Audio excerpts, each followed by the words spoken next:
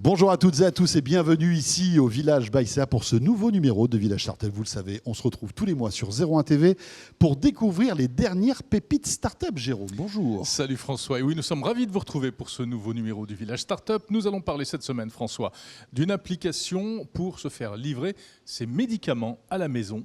Ça peut toujours rendre service. Et puis également d'une appli pour faire du tourisme en ville. Ce sera un petit peu le Shazam des monuments. Très intéressant. Et puis le maire du village, Fabrice Marcella, sera là avec nous. Il va nous expliquer ce qu'est le growth hacking. Moi, je sais. Tu sais ? Ouais. Eh bien voilà, vous aurez tous les détails tout à l'heure avec Fabrice qui est en train de réviser juste derrière cette caméra. Merci en tous les cas d'être là. C'est parti pour Village Startup.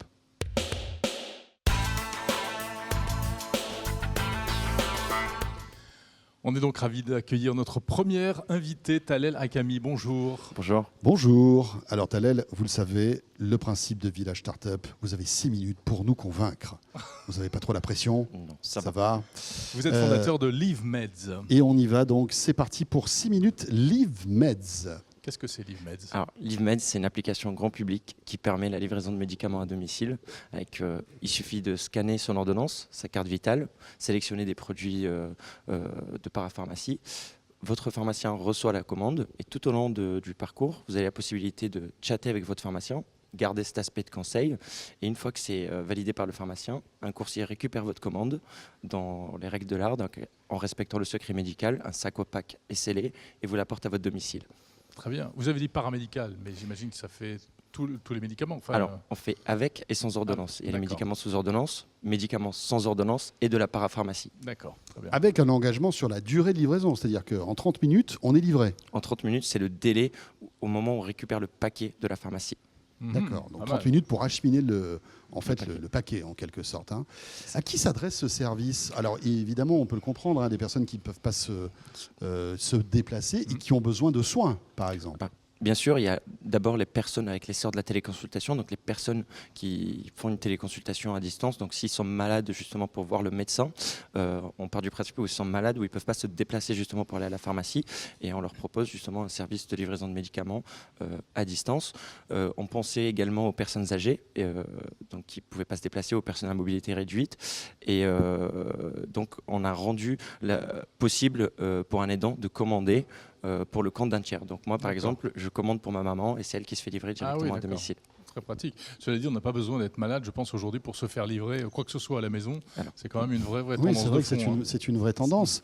C'est vrai qu'on a quand même cette tendance, même pour les personnes âgées, de rester le plus longtemps en fait chez eux, à domicile, hein, pour éviter évidemment les maisons de retraite, etc., avec toute l'actualité plus ou moins agréable qui en découle. Mais c'est vrai que là, c'est un service finalement qui va permettre aux gens de rester même encore plus longtemps chez eux, finalement. Effectivement, mais on va dire que alors, les autres services qu'on appelle entre guillemets de flemmardise, nous, ça a quand même du sens parce qu'on va dire que la personne la moins apte à se déplacer, on part du principe où c'est le malade. Et aujourd'hui, en France, c'est un service qui n'existait pas. C'était fait de façon... on va dire Sporadique, pas vraiment habituel. C'est le pharmacien qui le proposait soit aux voisins, aux personnes à proximité. Oui, c'était plus un service commercial en quelque sorte. Exactement. Et nous, aujourd'hui, on a voulu démocratiser ça et rendre ça possible pour tout le monde. Alors comment ça marche ? Parce que donc il y a une appli spécifique ? C'est ça, il y a l'appli, le site internet et également le pharmacien ou les prescripteurs ont la possibilité de commander pour le compte du tiers. Mais j'imagine que toutes les pharmacies ne jouent pas le jeu, forcément. Le Covid a un peu aidé, a démocratisé un peu la chose. Les pharmaciens étaient super sollicités avec les vaccins, les tests. Là, ils se sont rendus compte qu'ils ne pouvaient pas toujours honorer justement la livraison vu qu'ils le faisaient au cas par cas. Et en passant par une société annexe comme la nôtre, ça leur laissait le temps de s'occuper pleinement de leur métier et de déléguer cette tâche. Et c'est quand même eux qui doivent préparer les commandes. Bien sûr, ça leur prend du temps. Oui, comme au comptoir. Alors c'est comme exactement pareil qu'au comptoir. Donc on a réussi à se connecter à tous les logiciels métiers, ce qui nous permet d'avoir les stocks, les prix, les photos et la posologie de chaque produit en temps réel, ce qui limite le temps de traitement de commande pour les pharmaciens partenaires. La disponibilité aussi, si un médicament est en rupture de stock, vous le savez. Vous le verrez en amont sur l'application. D'accord, c'est très pratique. bien. Ça c'est bien. Ouais. Une petite question, c'est vrai que le pharmacien, c'est bien au-delà de la délivrance d'une ordonnance, en fait. C'est aussi des conseils. Bien sûr. Est-ce que vous gardez cette notion de conseil via votre service? Tout à l'heure, vous disiez qu'on peut discuter avec ces gens-là, c'est ça? Et exactement, c'était très important et d'ailleurs c'est ce qui a rendu la chose possible. Aujourd'hui, le pharmacien, on va dire, c'est le dernier rempart un peu à la contre-médication. Par exemple, si vous commandez 10 boîtes de Doliprane, si vous allez en pharmacie, on ne vous les donne pas. Justement, c'est derrière le comptoir. Et aujourd'hui, cet aspect de Parce conseil... qu'il y a une mise en garde Exactement. concernant le paracétamol, etc. Pour ne pas mélanger les médicaments, etc. Et on garde cet aspect de conseil via une messagerie sécurisée en temps réel et également via un système d'appel. Donc il peut s'appeler, soit le patient appelle le pharmacien pour lui poser une question, ou alors le pharmacien peut appeler pour avoir une confirmation. Justement, ça peut être une information sur la date de naissance ou les médicaments qu'ils prennent actuellement. Etc. Mais je reviens un instant sur je veux dire, est-ce que c'est disponible dans toutes les pharmacies de France? Non. Alors aujourd'hui, on a 450 pharmacies partenaires. En France, il y en a 22 000 et il n'y a que 2% qui sont digitalisés. Donc c'est vrai que pas tout le monde est encore convaincu, mais on y arrive. Je pense qu'on y arrive. On a beaucoup de pharmaciens qui nous appellent et on est présent dans plus de 60 villes aujourd'hui.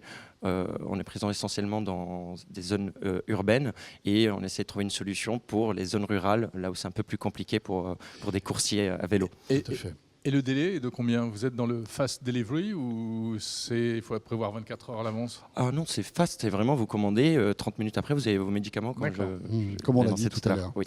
Très bien. Comment vous est venue cette idée? C'était un besoin personnel. Moi, j'étais courtier en assurance, donc j'avais un minimum de connaissances en la matière, tout ce qui est santé. Et ma maman avait une maladie chronique, donc je me rendais très souvent en pharmacie et j'étais obligé de quitter le boulot. J'ai longuement cherché une solution et quand il y a eu l'essor de la téléconsultation, c'était vraiment un réflexe. Je me suis dit, bon, si le médecin arrive à traiter une carte vitale à distance, on pourrait faire la même chose pour le pharmacien. Et c'est comme ça qu'est venue l'idée et qu'on a développé notre outil et qu'on a mis à disposition des pharmaciens. Bah écoutez, bien voilà, LiveMeds. LiveMeds, pardon. Faut le dire à la française. Merci Talel Hakimi, donc. Merci à vous. Vous êtes le fondateur de ce service, d'ores et déjà disponible. Merci beaucoup. Merci. Jérôme, on enchaîne avec notre deuxième start-up. Oui, on va découvrir une autre application, vous allez voir, c'est plus ludique.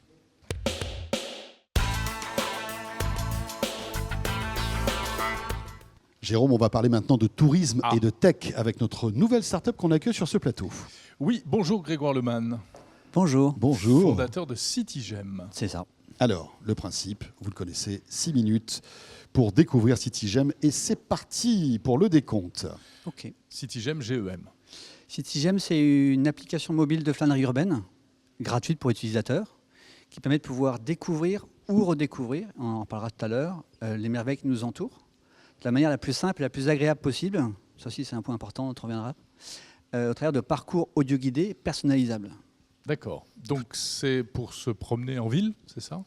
La genèse de cette histoire, c'est plusieurs frustrations. Celle de me promener régulièrement dans les villes et de voir des jolis bâtiments, mais il n'y a pas d'infos. On ne sait pas ce que c'est. Et en France, on est entouré de ces magnifiques bâtiments. La deuxième, c'est moi, je suis partie des gens qui préparent mal leur voyage. Je n'ai pas le temps, en fait. Puis ça m'ennuie. Et donc, régulièrement, quand je pars en voyage, je rate des choses. Donc, je reviens frustré parce qu'on me dit, t'as vu ça? Je dis, bah non, en fait, je crois que je l'ai raté. T'as vu la Tour Eiffel? Oh ben non, c'est où? C'est ça. Et la troisième, ça a été le déclenchement. Je suis à New York avec mes enfants, je joue des vélos, je ne sais pas où aller. Et le joueur me propose un parcours sur une carte papier. Oh là là. Donc j'ai 2 enfants qui klaxonnent derrière. Moi, je suis à chaque carrefour à déplier ma carte, chercher mon chemin. Je me dis, c'est pas possible, on est en 2019, je n'ai pas un truc digital pour me guider. Et pour la petite histoire, c'était un parcours fait pour les piétons. Moi, j'étais en vélo. Donc j'ai eu plein d'obstacles. J'ai eu des escaliers, j'ai eu des parcours où je ne pouvais pas rentrer, des sens interdits. Donc voilà, en rentrant en France, je me suis dit, on va regarder ce qui se passe, on va essayer de digitaliser le guide du routard et faire quelque chose de plus facile.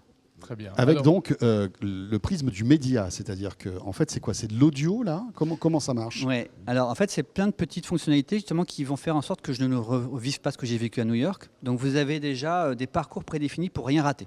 Donc là, la charge mentale de préparation, elle est finie. Donc là, c'est quoi? Ça s'affiche? C'est une carte qui s'affiche? Ouais. Vous lancez le parcours, donc le parcours prédéfini. Ensuite, je vais vous guider avec un GPS audio et visuel. Donc là, je me laisse porter. Et quand je passe devant un point d'intérêt, le contenu audio se déclenche automatiquement. Donc j'ai rien à lire. Et là, donc je passe devant la Statue de la Liberté pour revenir à New York. C'est ça. Voilà. Paf, Et là, on va faire petit- automatiquement, via le GPS, le téléphone va savoir que je suis au point. Exactement. Au point, Il y a un rayon de détection qu'on a défini auparavant. Pour que D'accord. je sois ni trop loin ni trop près du point d'intérêt. C'est ça. Et là, vous avez une jolie voix qui vous raconte ce que vous voyez. Mais ce n'est pas un cours magistral d'architecture. C'est court, c'est 1 à 2 minutes. C'est pour tout le monde, en fait. Donc, nous, on touche du 20 à 75 ans, tant qu'on peut se déplacer, on va dire. Très bien. Vous parlez de vélo, c'est orienté En fait, véritablement c'est orienté vélo mobilité douce. D'accord.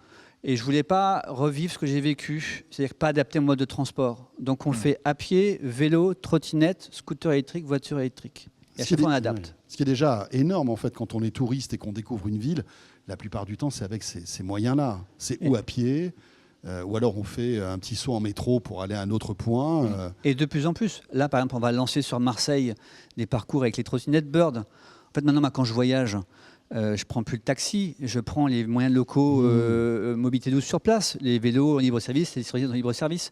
Donc on veut être un peu dans cette histoire de vous aider à utiliser les mobilités douces et vous proposer des parcours qui sont adaptés. Donc Alors- deux fonctionnalités. La première, des parcours. Ouais. Et la deuxième, c'est à certains moments de ces parcours, donc de l'audio pour expliquer ce qu'on est en train de voir, un monument Exactement. ou quelque chose Et d'historique. traduit en 7 langues, D'accord. nativement. Dans cette langue. Vous couvrez combien de lieux de On est villes déjà sur une 25 villes en France. Et puis là, le plan de déploiement est assez fort. Et aussi, l'autre point que je voulais vous dire qui est important, c'est que c'est pour le touriste et pour le local. On a beaucoup de hors sentiers battus. En fait, on va vous faire redécouvrir votre ville. Si je prends Paris, par exemple, Paris, on a plus de 1000 points d'intérêt. Et sur ces 1000 points d'intérêt, il n'y a peut-être que 5% qui sont les incontournables. Bien Le sûr. reste, c'est des choses que vous ne connaissez pas, que je vais vous faire redécouvrir. Donc on est aussi beaucoup dans la logique de dire, pas besoin d'aller très loin pour découvrir des merveilles. Il y en a partout autour de nous.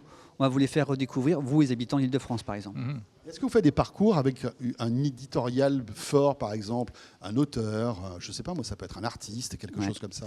Alors, pas encore, mais c'est une très bonne idée. Effectivement, le champ des possibles est très, très large. On peut faire les parcours de Pierre faire Hermé embaucher, pour toi. le culinaire, on peut faire les parcours Oui, de c'est Laurent vrai. Deutsch pour... bref, on peut faire ce qu'on veut, tant qu'on raconte des choses intéressantes qui nous cultivent et nous distraient. Mhm. Du point de vue un peu plus business, donc Ouais. l'application coûte combien pour l'utilisateur et quel est votre modèle économique? Ok. Elle est gratuite pour l'utilisateur et elle va le rester.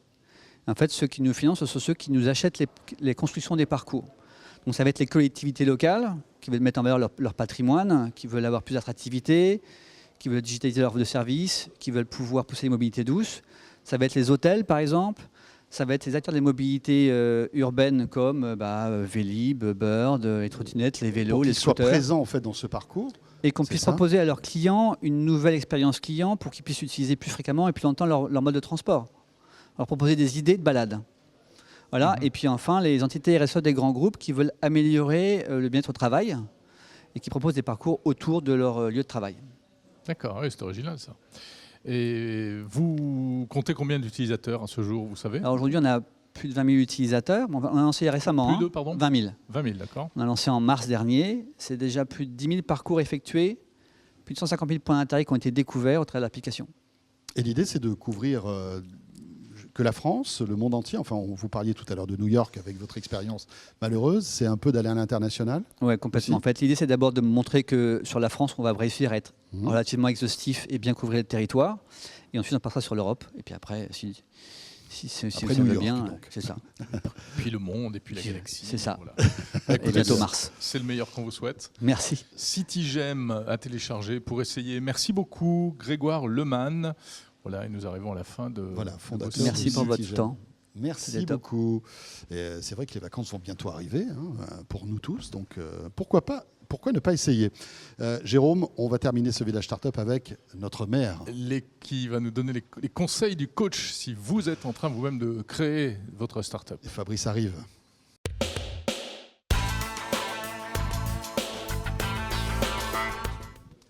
Voilà, et pour terminer ce village startup, il nous a rejoint Fabrice Marcella. Bonjour Fabrice. Bonjour François, bonjour Jérôme. Maire du village Baïséa et qu'on retrouve toujours avec beaucoup de plaisir à la fin de Village Startup. Et oui, pour nous apprendre des choses Oui. sur comment mener sa barque et comment mener sa startup. C'est du coaching en quelque sorte. C'est tout à fait du coaching. Bon, alors, moi j'ai envie de tout savoir, Fabrice, sur le growth hacking. un terme Comme ça, effectivement. d'un coup, ça t'est venu. Ouais, ça m'est venu d'un seul coup. Ah non, ouais. mais j'ai croisé ce terme plusieurs fois Oui. et j'ai mis du temps à comprendre ce que c'était. Et Et là maintenant, ça y est. Et là maintenant, mais j'aimerais que tu nous expliques. Oui, oui. Bon, alors effectivement, c'est pas un gros mot le gros hacking. Hein, ça peut faire Espèce de peur. gros hacking. Ouais. C'est pas un gros mot. En tout cas, c'est souvent utilisé pour des entreprises qui sont en forte croissance. Donc, ça s'applique bien au monde des startups. Le gros hacking, ou en français, L'acquisition de croissance. le Non. piratage de la croissance, en fait. piratage, Piratage de la Eh croissance. oui, donc en fait, c'est Ouais. avant tout un état d'esprit. Hein. Oui. C'est avant tout un état d'esprit. Et l'objectif, quel est-il? C'est de trouver et d'exploiter jusqu'à épuisement des opportunités de croissance par tout moyen et à très faible coût. C'est ça l'état d'esprit. Et donc ça correspond bien finalement dans l'état dans lequel se trouve une startup. Alors vous Mais regardez pourquoi les images que piratage je ne vois pas. Non, mais on a vu les schémas. On a vu des slides là, franchement. Ça, alors c'était- il faut du temps là pour Ouais. détecter les Formidable. trucs. Alors, je n'ai pas vu ces slides-là, mais je vais essayer de faire un peu de pédagogie autour de tout ça. En fait, Allez. le mot de gros hacking, ça vient de quoi? Ça vient de la culture du hacker. Pourquoi? Le geek hacker, en fait, c'est celui qui va apprendre en permanence, qui va chercher dans les bas-fonds d'Internet une réponse au problème qu'il rencontre. Et souvent, d'ailleurs, il trouve la solution. D'ailleurs, c'est un profil qui va se documenter, qui va apprendre en ligne, qui va croiser des mécanismes entre eux, qui va trouver des failles, qui va s'immiscer Bien dans sûr. ces failles, qui Oui. va remettre en cause un autre Il y a un établi. côté malicieux et un peu agile. Il y a un côté agile, il y a un côté je ne vais pas faire comme tout le monde, je vais utiliser d'autres moyens pour accélérer. Parce que Ouais. je n'ai pas les moyens de faire comme tout le monde et j'ai aussi besoin de me distinguer, voire de profiter de la croissance des autres pour grandir. Je vais vous donner des exemples Oui. concrets. D'accord, on ne va pas faire de théorie aujourd'hui. des exemples très C'est concrets. dommage, on aurait Ben adoré oui, non, avoir mais de la ouais. théorie Mais oui, Non, avec mais- Jérôme. Des Mais non, vas-y. Non, donne-nous mais des- très concret. Est-ce que donne-nous déjà, savez-vous quel était le premier hack de l'histoire? Alors là, De l'histoire c'est moderne. nous qui hein, avons de décidé l'histoire ça. moderne. de l'histoire moderne, on ne va pas remonter. aux pyramides. Voilà, connaissez-vous Hotmail? Oui. Oui. Hotmail, c'est le premier hack de l'histoire. En tout cas, c'est comme ça qu'on le présente. Il y en a eu d'autres trucs avant, à mon avis, mais bon. Bon, Allons-y. on en parlera la prochaine Pour fois. la Celui-là, démonstration. alors, le premier hack. Alors, pourquoi? Pourquoi? Donc, déjà, les deux fondateurs souhaitaient faire quoi quand ils ont fait Hotmail? Ils souhaitaient faire une boîte mail qui soit différente de celle des employeurs. Jusqu'alors, en 1996, les seules boîtes mail que vous aviez, c'était des boîtes mail fournies par votre employeur ou éventuellement des boîtes mail payantes. Ils ont fait la première boîte mail personnelle et gratuite. Mhm. Très rapidement, Ce qui était révolutionnaire à l'époque. ce qui était révolutionnaire. C'est vrai qu'on le dit aujourd'hui, enfin, c'est vrai qu'aujourd'hui ça semble banal, mais à l'époque c'était quand même révolutionnaire. Je rappelle juste une chose, c'est que lorsqu'ils ont démarré, lorsqu'ils ont sorti ce service, très rapidement, ils ont eu leurs 20 000 premiers utilisateurs. Et ils ont fait quel constat? Ils ont fait le constat suivant, c'est que chaque nouvel utilisateur était souvent un utilisateur qui était recommandé par des utilisateurs déjà de Hotmail. Ils ont souhaité accélérer très rapidement et ils ont eu cette idée-là de faire quoi? De rajouter un petit message, à la fin du mail lorsque, je ne sais pas si vous vous souvenez de ça. En français, ça donne ça. C'était PS pour post-scriptum, : je t'aime. Ça, c'était pour. C'est pas une déclaration d'amour que je fais, hein, mais. Surtout que tu me regardes dans les yeux, Ouais, ça me paraît un peu bizarre. Je Mais bon. t'aime. Donc, ça, c'est pour attirer le regard, comme quoi ça fonctionne. Ouais. Et ensuite, c'est utiliser une boîte mail gratuite avec Hotmail. Donc, ça, c'est la proposition de valeur. Grâce à ça, il s'est C'est-à-dire qu'en passé. fait, chaque email parrainait en fait le système, Bah, le service. Quoi. chaque utilisateur Ouais, faisait ouais. la promotion Faisait la promotion du indirectement, service. de façon systématique, du service qui Sans était trop proposé. demander l'autorisation. Sans trop demander l'utilisation. D'ailleurs, d'autres ont utilisé ce système-là. Rappelez-vous, Bien quand sûr. on avait un BlackBerry ou un iPhone, la signature À la mail, fin, c'était envoyé ça. depuis. Ouais, C'était Tout la à belle fait. époque où tout était permis. Hein. Tout était permis. Alors, il s'est passé quoi? Alors, 6 mois après la première utilisation de ce hack, 1 million d'utilisateurs. Donc, rappelez-vous, 20 000, 1 million 6 mois après. Énorme. 7 mois après, donc 6 plus 1, on est à 2 millions d'utilisateurs. 1 an et demi après, 12 millions d'utilisateurs. Donc ça a super 12 bien millions marché. d'utilisateurs sur... saviez-vous combien il y avait d'utilisateurs d'Internet à l'époque? 70 millions. Aujourd'hui, on est à 4,2 milliards C'est quand même. incroyable. Donc, ce qui était énorme. C'est-à-dire qu'ils ont squatté quoi, 20-25%. Mais c'est énorme. Mais Et donc, tout le monde avait une internautes. boîte Hotmail. Hein. Et bien Eh sûr. ben, tout le monde avait une boîte Hotmail. Bien Et sûr. Microsoft l'a bien C'était comme compris. Gmail à l'époque. Microsoft l'a bien compris. Donc, Oui, il s'est il a passé racheté quoi? Hotmail. Ils ont racheté Combien? Hotmail. Vous savez combien? plus, non. 500 milliards. Donc, 500, 500 non, non, millions. non. Ah Ah oui. millions. Ah oui, c'était pas des c'est la milliards. contraction 500, entre je sais que millions et Microsoft- dollars, ça ouais. fait 500 milliards. Non, Non, 500 millions. c'est 500 millions de dollars. Déjà, à Mais- l'époque, c'était mais beaucoup d'argent. C'est un énorme hack. Ouais. On voit l'intérêt du gros hacking dans le cas de Hotmail. Un deuxième exemple pour toujours souvent comprendre, en tout cas lorsqu'on parle de gros hacking, c'est celui de Airbnb. Airbnb, en fait, ne serait pas là où est Airbnb aujourd'hui sans s'être appuyé sur Craigslist. Alors, je ne sais pas si vous connaissez Craigslist. Oui. C'est C'est quoi? un site de petites annonces. C'est ça, c'est le Bon Coin, l'équivalent Ouais. du Bon Coin aux États-Unis. En fait, pour Airbnb, et pour développer en tout cas la notoriété et la visibilité des annonces sur Airbnb, Airbnb a envoyé à ses utilisateurs un mail, de la même manière, ça fonctionne toujours comme ça, c'est gagner $500 de plus par mois en moyenne en postant votre annonce sur Craigslist. Pourquoi ? En fait, ils se sont aperçus que naturellement, les utilisateurs de Craigslist, lorsqu'ils cherchaient un appartement à louer, allaient le chercher par réflexe, comme d'ailleurs on peut le faire les uns les autres certaines fois sur le Bon Coin, là ils le faisaient sur Craigslist.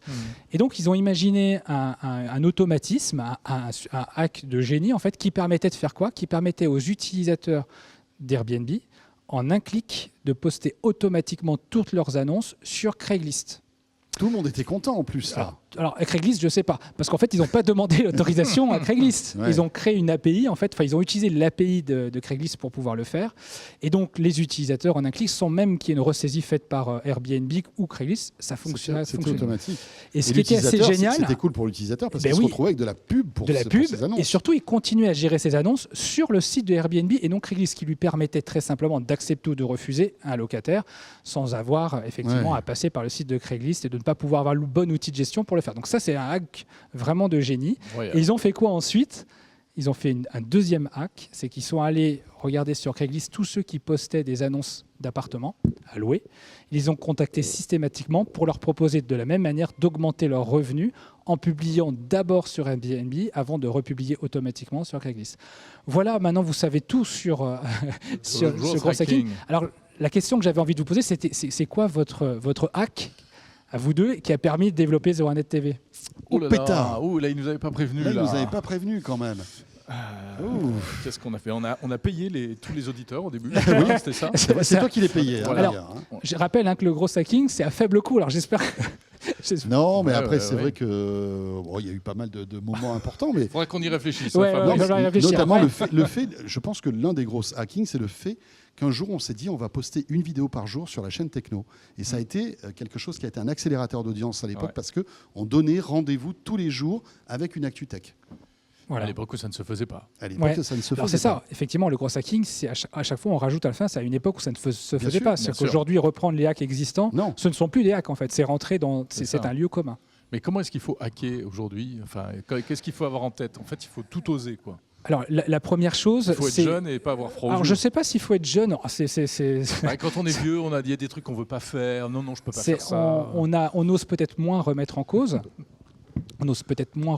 Toutefois, en fait, là, l'idée, c'est d'éviter d'aller dans les sentiers qui existent déjà, qui ont déjà été explorés par d'autres. C'est de trouver des voies un peu détournées, des choses qui vont surprendre. Le hacking, il vise à faire ça avant tout. Ça vise à remettre un ordre établi. Donc, c'est sûr que de reprendre les moyens traditionnels, qui sont devenus traditionnels, les médias sociaux et tout ce qui s'est fait depuis, perdent un petit peu de leur saveur et d'impact toutes les fois où finalement ils sont réutilisés aujourd'hui. Il faut faire preuve d'imagination. Voilà.